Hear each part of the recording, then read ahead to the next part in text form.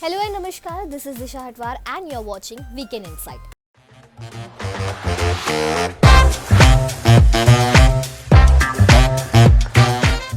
Cricket Bharat का भले ही national game ना हो, लेकिन हमारे देश में कई लोगों के लिए क्रिकेट किसी इमोशन से कम नहीं है।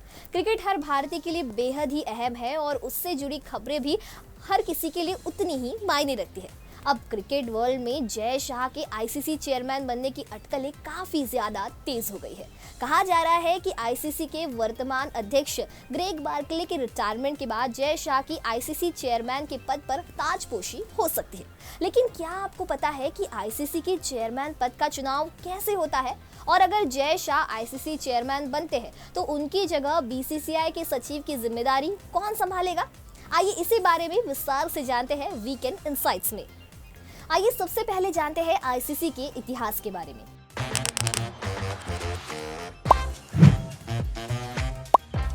आईसीसी इंटरनेशनल क्रिकेट की हाईएस्ट गवर्निंग बॉडी है, जिसकी स्थापना हुई थी 1909 में। तब इसे इंपीरियल क्रिकेट कॉन्फ्रेंस के रूप में इंग्लैंड, ऑस्ट्रेलिया और दक्षिण अफ्रीका के प्रतिनिधियों ने स्थापित किया था। अब आप सोच रहे होंगे कि इन तीन देशों ने ही क्यों आईसीसी की स्थापना की थी? तो इसकी वजह थी कि सबसे पहले इन तीन देशों में ही क्रिकेट काफ़ी ज़्यादा मशहूर हुआ था, जिसके बाद धीरे धीरे बाकी देशों में भी क्रिकेट पॉपुलर हुआ और 1965 में इंपीरियल क्रिकेट कॉन्फ्रेंस का नाम बदलकर इंटरनेशनल क्रिकेट कॉन्फ्रेंस कर दिया गया, जिसके बाद फिर एक बार 1989 में इसका नाम बदलकर current name international cricket council रखा गया।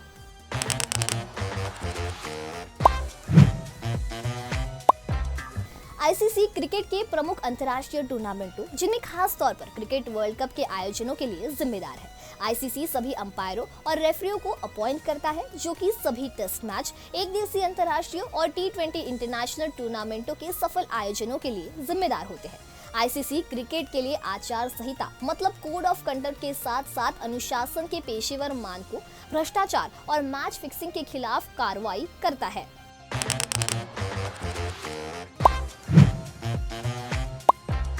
आईसीसी के नियमों के अनुसार चेयरमैन के चुनाव में 16 वोट होते हैं और अब विजेता के लिए 9 मत का साधारण बहुमत मतलब 51% आवश्यक है।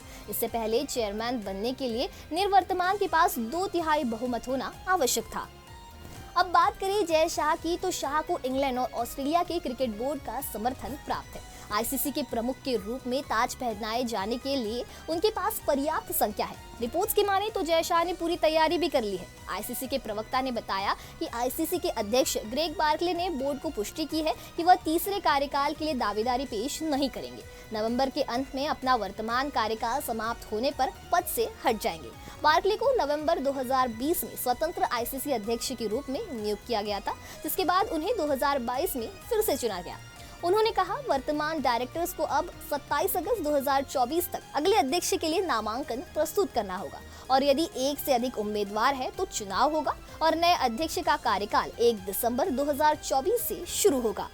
फिलहाल शाह के पास बीसीसीआई सचिव के तौर पर 1 साल का कार्यकाल बचा है, जिसके बाद उन्हें अक्टूबर 2025 से 3 साल के लिए अनिवार्य कूलिंग ऑफ पीरियड पर जाना होगा। सुप्रीम कोर्ट के बनाए बीसीसीआई संविधान के अनुसार कोई पदाधिकारी 6 साल तक पद पर रह सकता है, उसके बाद उसे 3 साल के कूलिंग ऑफ पीरियड पर जाना होगा। कुल मिलाकर कोई व्यक्ति कुल 18 साल तक पद पर रह सकता है, जिसमें 9 साल राज्य संघ और 9 साल बीसीसीआई में होते हैं। अगर शाह सचिव पद का 1 साल बचा होने के बावजूद आईसीसी में जाने का फैसला करते हैं तो उनके पास बीसीसीआई में 4 साल बचे रहेंगे। 35 साल की उम्र में वह आईसीसी के इतिहास में सबसे कम उम्र के अध्यक्ष बन जाएंगे। उनसे पहले जगन मोहन डालमिया 1997 से 2000 और शरद पवार 2010 से 2012 प्रेसिडेंट रहे, जबकि एन श्रीनिवास 2014 से 2015 और शशांक मनोहर 2015 से 2020 तक चेयरमैन रहे। इस तरह वह ओवरऑल आईसीसी पर राज करने वाले कुल 5वें भारतीय बन जाएंगे।